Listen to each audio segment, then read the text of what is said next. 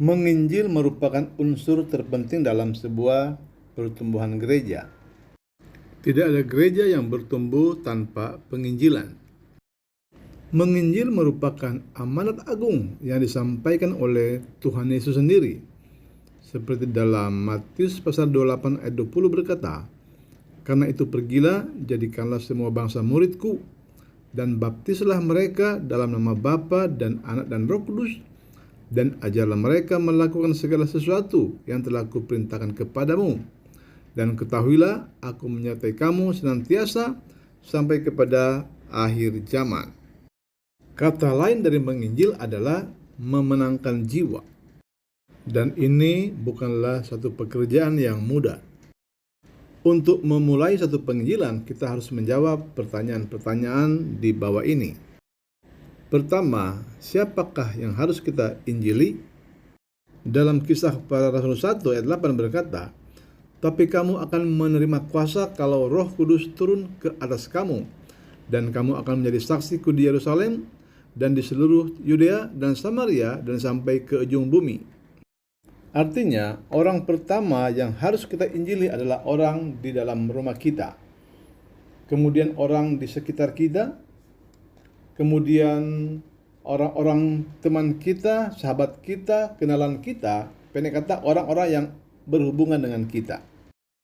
Kedua, mengapa kita harus memberitakan Injil? Ini tentu menyangkut hidup kekal, menyangkut surga dan neraka. Yohanes 3 ayat 16 berkata, "Karena begitu besar kasih Allah akan dunia ini, sehingga ia mengaruniakan anaknya yang tunggal, supaya setiap orang yang percaya kepadanya tidak binasa, melainkan beroleh hidup yang kekal." Ketiga, apa saja kendala di dalam penginjilan?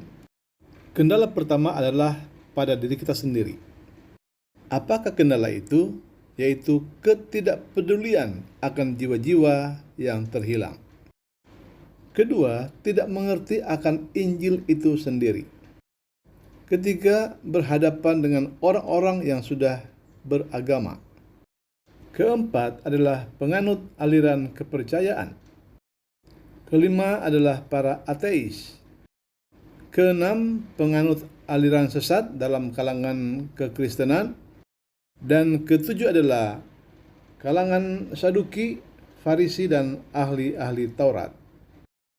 Kedelapan adalah kalangan anti-Kristen. Dan kesembilan atau terakhir adalah berhadapan dengan iblis itu sendiri. Itu adalah poin ketiga tentang kendala dalam penginjilan. Dan poin keempat, berapakah anggaran penginjilan di dalam gereja Anda? Dan kelima, bagaimana menjalankan visi dan misi penginjilan itu sendiri. Jika Anda mempunyai jawaban yang baik untuk 5 pertanyaan ini, maka dipastikan penginjilan Anda akan berhasil. Hal ini tentu saja membutuhkan pendidikan khusus. Makanya gereja-gereja besar atau gereja-gereja yang katakanlah sukses adalah gereja yang mempunyai sekolah penginjilan. Jangan Anda salah kaprah di dalam pelajaran 5 jawatan tubuh Kristus. Satu dari 5 jawatan itu adalah penginjil. Tetapi penginjil di sini berbeda dengan gereja yang menginjil. Karunia menginjil berbeda dengan kewajiban memberitakan Injil. Semua orang percaya itu diwajibkan memberitakan Injil. Tapi karunia penginjil itu diberikan Tuhan kepada orang-orang tertentu. Ujung tombak daripada pertumbuhan gereja itu terletak kepada orang-orang yang memberitakan Injil. Sebenarnya di Indonesia banyak sekali hamba-hamba Tuhan yang memiliki karunia penginjilan.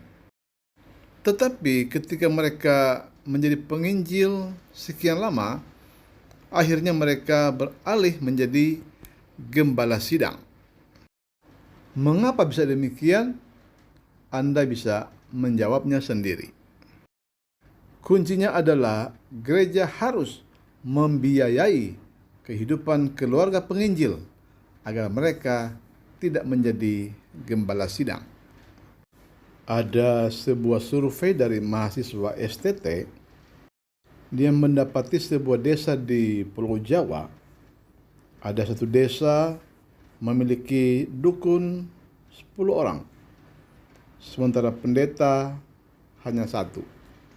Artinya, masyarakat lebih membutuhkan dukun daripada pendeta. Kita harus balik. 10 pendeta, 1 dukun atau orang pintar. Itu baru penginjilan yang berhasil.